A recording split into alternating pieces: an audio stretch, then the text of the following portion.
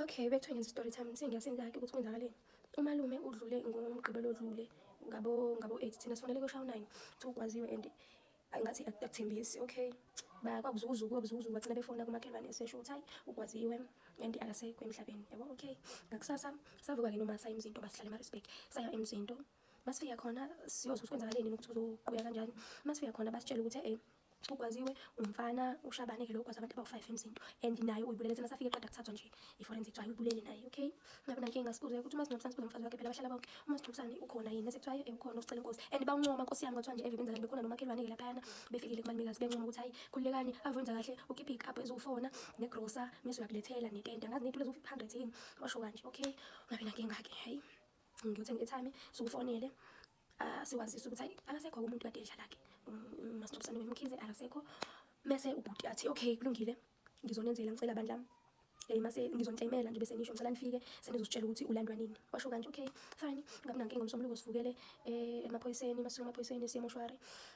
Masifika laphana naye nemndeni nalaba abalahlekelwe nabo sibaningi nje sonke lapha basitshela ukuthi ngibaze basibonise yena ngoba basanje ngoba kade befikile abakahlinzwa bathi bazobe be-ready be-right ngoLesine. Ngabe nankinga sihambe-ke kuthi ngoLesibili ngakusasa siphinde sibafonele futhi sibuze ukuthi uzokwenza kanjani singafika yini noma senilungisile. Bathi hayi no uyalunga konke mina nje nisitshele nje ukuthi simlanda nimfini ezositshela iwona nje ningasitshela kona lokho konke nje siyakwenza. Hayi ngabe nankinga futhi ngoLesine sithethe stopping suke eMaritzburg sasolanda iy'mpahla zethu eMaritzburg-ke sesizohamba-ke mase sesitophini nje ufonwe lapha emakhazeni walawa beforensic-ke leyo ifone isho ukuthi futhi ayikhuluma nami ngoba nje mina ngangisiza uma wethu unyelwe kabi ngikhulume yebo kunjani hayi asho ukuthi hayi seke-right-ke umkhize ningeze nizomlanda nomasingcwabisane wakhe. Sithi thina okay kulungile-ke sizomlanda nomasingcwabisane wakhe. Masifika e-town siqala umasingcwabisane uvuma ukuthi umlanda afike alandwe kube right angene emakhazeni. Simtshele ubhuti hayi-ke bhuti-ke nje befikile namhlanje kusasa sicela imoto imhambise eMatatela kubo baba wakhe la izongcwatshelwa khona ngoba ikuphi uma wakhe lapha eMaritzburg kabada lahamba namanzi uma wakhe nawo hamba namanzi kwawukuthi nje kuyaphela kanjalo-ke ngekhaya lakamkhize and uma basakhumbula ukuthi kubo eMzimkhulu e-Riverside ilaphi ngoba babebancane ngelesa sikhathi sebehlala kubaba wakhe ila izongcwatshelwa khona. Ngangempela-ke futhi ngabe nankinga athi ubhuti angeke akwazi angeke sikwazi nje ukumncoma umgqibelo angeke athi efika abethathwa sithi ngubani ngoba phela awukho umthetho othi nina shayeleni umthetho nina nizwa ngathi athi ubhuti no ayihambi kanjalo kumele kuhlenywe phela sathi ukuhlenywa kuthatha isikhathi esingakanani bathi 48 hours sababuza ukuthi kanti nina nanithini kuthini athi ubhuti hayi ngeke umuntu enanikhuluma naye akekho. Washo kanje akekho umuntu enanikhulume naye akatshelanga lutho akenzanga lutho akalungisanga sicela ukuthi manje iphutha lethu kanjani lelo. Sithi okay athi ubhuti okay okwahlala safikele endlini past 7 kubuzukuzuku nje indaba yalento kwathi ubhuti asibuye ngakusasa ngoLesihlanu kuvukelwe khona futhi makufikwa khona wathi ubhuti hayi ngeke angeke akwazi ngempela ukumdedela khanjwe ngoba akulungisiwe into zakhe. Alungisiwe kanjani kwafoniwe athi umuntu wafonela uzibona ukuthi bana uyabona nje besenza iy'lima athi umuntu wafonelwa uthi ubeyitshela ukuthi usesibhedlela. Umbuzo wami uthi uma umuntu esesibhedlela umfonela amakhazi akhe wafonela ukuthi enzeni ngoba phela usesibhedlela uma esesibhedlela suke silindele ukuthi akaphile hayi ukuthi kusheshe kugijime ujaha ukufonela amakhazi akhe. Athi ubhuti hayi into ezokwenzeka kungcono simnike i-date ngoLesithathu sihlabe-ke sithi akwazi asikaze ekhaya senxa ngoLesithathu akungcwatshwa ngoLesithathu nje umuntu mdala ubhekwa ngomgqibelo ngisho nangesonto inkosi akayifuni. Ngisho ukuthi ubhuti-ke athi ngekakwazi ukulandwa ngoba akulungisiwe. Okay sithi thina sicela ukhulume nabantu abadala ekhaya ngoba noma naye akayiphethe khona abantu abadala abamphethwe ngisho nonkosi ngoba unkosi owasefemelini ekhaya so akhulume nabo abachazele ukuthi ekhaya uma sekwembiwe umgodi akwazi ukufunakala umuntu ngoba ubukhokha kuzogcina kulandela omunye umuntu so ngaba futhi ubhuti bengathi uyi-understand-a akhulume nabo bamchazele isimo ukuthi siyacela sinesilungisele noma ningakhiphanga into bathi sabatshela ukuthi ngoba vele uhambe ngengozi asike isidingo sey'kabhu sicela nje igrosa naye kuphela yabo uyacanga sezishiya ngisho nalokhu-ke okuyiy'kabhu zabo-ke ngoba vele angeke zikuhlinzwe ngoba uhambe ngengozi sicela nje igrosa naye kuphela angcwatshwe.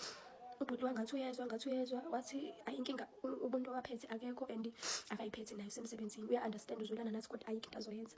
Samtshela ukuthi umuntu oqala uhambe kabi uhambe ngengozi akahlaliswe ekhaya umuntu uhambe ngengozi uyashesha ukungcwatshwa ngoba nalastesi ake saba nesimo kanje kwashona ubhuti wethu naye wangcwatshwa nje washona ngawo ukesimusi wangcwatshwa nje akuzange ahlaliswe 2 weeks ayenziwa leyo nto yena-ke esuka le Kapa onjani-ke lowo uzothi la eThekwini angalethwa ekhaya bathi imoto esuka eMatatela awubani nomasingcwabisane olapha senzisana nabo osomalisho ukuthi imoto kumele useMatatela umlanda uthi imoto izoseMatatela umlanda ayitshelwanga sathi ngoba kusa-early kusawo 3 kwangabo 2 kusawo 2 ayisuswa ayitshelwe imoto isuke iyomlanda laphaya vele angeke enzele umlindelo vele uzofika lana emakhazeni ekuseni alethwe futhi-ke nje behambe ngengozi usiko lethu luthi umuntu ohambe ngengozi kumele angene ekhaya aqonde agezwe angangena ekhaya agezwe ngaphandle kweyadi before angena, ungena kwakho uya straight esithuneni lakhe nempahla kade wakwazi uyigqokile.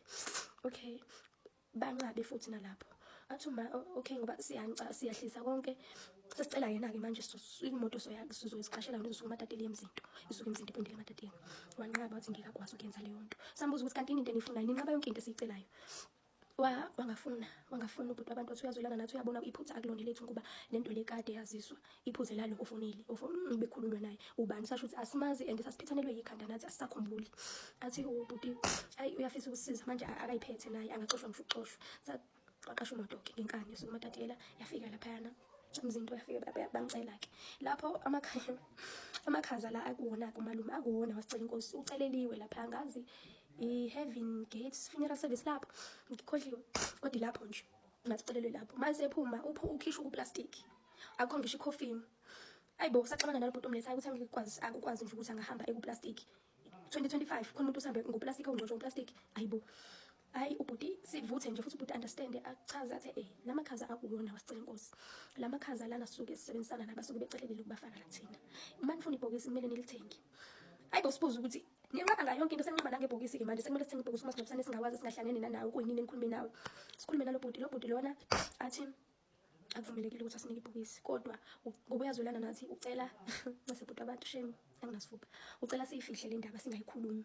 Ibhokisi uzolithenga ngemali yakhe, then uma sesiphumelwe imali uzoyidonsa imali yakhe. Ngazi ibhokisi belo 2.5 lapho nje uzoyidonsa imalini-ke ebese-ke basinika leyo, kasinika yona-ke singayazi nathi ukuthi imalini, kule imali ikhishwe ingaka. Imoto ucabanga imoto isuke ematatele ezilalini isuke ezilalini iyale emzinto emalangeni, iphinde futhi isuke emalangeni izombuyisa la ekhaya ukuthi bize imalini ihambe ebusuku. Ngaphezu kwalokho ekuseni ithe isifikile izolo, ekuseni ifike intatha ngo-4, yalinda kwaqedwa yonke into. Kuthe mayesengena esehambiswe egodini lakhe ngabo-5, usisi wabantu wabethi nje ngoba bekhona umfazi wakhe nengane yakhe lapho kade bomlanda, bebelapho ucela 1,000 ngaphezulu lapho nokuthi behambe emotweni lapho, ayina nokuthi bebehleli kahle emotweni, bebehleli nesidumbu usuku wonke lama-hours beza la bebehleli. Manje behleli umfabo okugcina ngoba phela abanye awadukelana nabo kabada emaRespect kade kuye kubo umuntu nomuntu bathathwa ubaba wabo, nabo uma bathathwa ubaba wabo-ke la ematatela. So nje umfowabo nje ukugcina behleli naye. Uma wehle ngale ndlela ubuhlungu, akanamali, akekho umuntu onemali ekhaya, kwanaleyo ukuthi baphindele emsebenzini ibolekiwe. Hayi okay, benginemali-ke nami bengiyibhekele isikole-ke. Ngathi hayi uma uzofika kuthina wakhala wathi angazi kuzodliwa emngcwabeni kamfowethu, anginalutho. Ngathi hayi angiyisebenzise le mali, sagibela nathi kule moto le ifike nomalume ngemuva la kade khona umalume la bekuhleli khona uma futhi. Safika ematatele etawuni, sakhipha imali sabanika, yahamba imoto, sasala sanethwa, silinde kuvulwe ey'tolo ngo-7. Ngangena isitolo esivule futhi bekubhox esivule ngo-7, ngangena ngathenga-ke vele ngithi umuntu wami ingozi akahlinzela, ngathenga amaphoshini lawo nakho konke okudingekayo. Nobhuti wami ngihambe naye ukhipha imali yakhe naye wathenga ukudla kwesingcwabo. Saqasha-ke imoto-ke izosiletha ekhaya, yakhokhelwa imoto. Ukudla kuqala ukuphekwa ngabo-10, abantu sebeze balambile etendeni, akukho ngisho ukuthi sibanike amakhekhe asiwathenganga, imali iphelele ekudleni.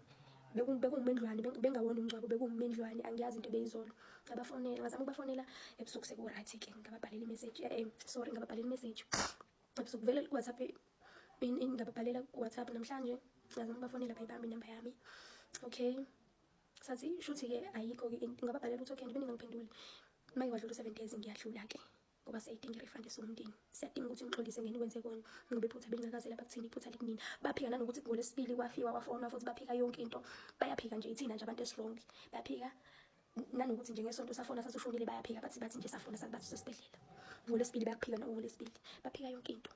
Ngimtshela-ke ngosicela inkosi yethu into senze yona hayi dala izolo lokhu into esenzena kuleli sonto ngomuntu okwaziwe emzinto. Sibatshela kahle ukuthi umuntu okwaziwe ekhaya akumele ahlale emakhazeni, kodwa-ke bakhethe ukuthi bona bazosisusa ubuhlungu laba basisuse bona. Kulungile-ke ngoba vele kuthiwa uNkulunkulu ngiyazi akunika umthwalo angaphezu amandla akho, shuthi awukho ngaphezu amandla ethu, izwe singenalutho-ke manje. Hello Mzansi, welcome to Umgosi waseMzansi. Guys, this is a very sad story time. So lo ntombazane lo posted this picture laphana ku TikTok, akhuluma ngendaba yokuthi malume wakhe ungqwatshwe kabuhlungu with the caption ukuthi waze wangqwatshiswa okwenja ngenxa kasicela inkosi. So most people wanted to know ukuthi what really happened, what are you speaking about, ukhuluma ngani, why uthi ungqwatshwe kabuhlungu. Then that's when she decided ukuthi ende ma story time. Guys, indzaba le ixoxile ibuhlungu ngendlela lesimanga. Imagine kumuntu wakini, kumbhuti wakho, kumbaba wakho, kuyi-family member yakho bayingqwabe ngale ndlela. This is so sad. Umuntu makahamba emhlabeni is-expecta ukuthi angqwatshwe with dignity, ngesizotha, ngenhlonipho. But uma umuntu angqwatshwa ngale ndlela, guys, kubuhlungu ngendlela lesimanga. Please do comment what you think below down on the comment section. I'll see you on the next one. I'm signing out. Goodbye.